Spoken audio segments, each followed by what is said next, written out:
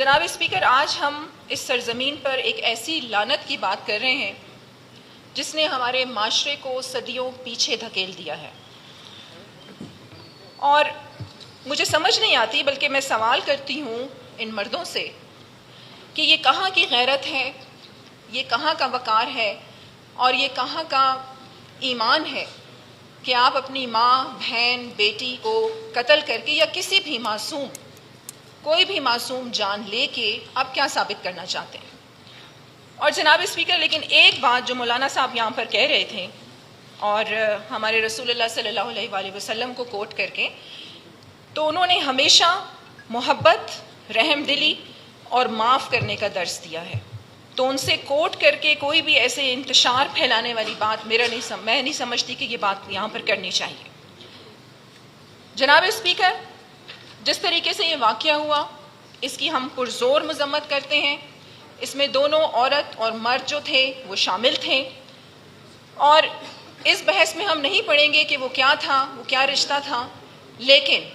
اس طریقے سے کسی کو قتل کرنا، ریاست میں اپنی ریاست بنانا،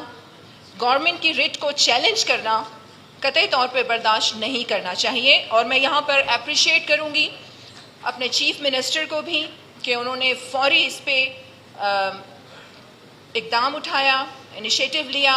اور جو ذمہ دار تھے انہیں گرفتار کیا گیا۔ جناب اسپیکر، قانون موجود ہے، لیکن اصل مسئلہ یہ ہے کہ قانون سب کے لیے یکساں نہیں ہے،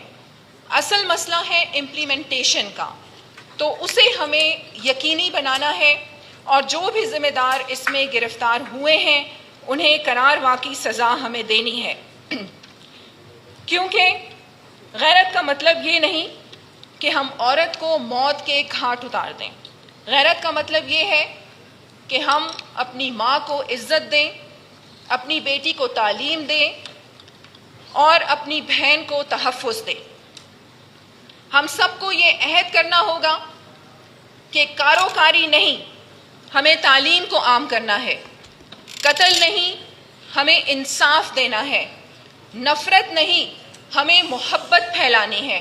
اور کوئی بھی معاشرہ اس وقت تک ترقی نہیں کر سکتا جب تک وہاں پر عورتوں کو عزت اور اصل مقام نہ دیا جائے۔ میں ایک بار پھر پرزور مذمت کرتی ہوں اس واقعے کی، اور خراج تحسین پیش کرتی ہوں چیف منسٹر کو، اور ہمیں پوری امید ہے اور بلکہ یقین ہے کہ جو بھی ذمہ دار اس واقعے میں ملوث ہیں انہیں قرار واقعی سزا دی جائے گی۔ بہت شکریہ۔ Thank you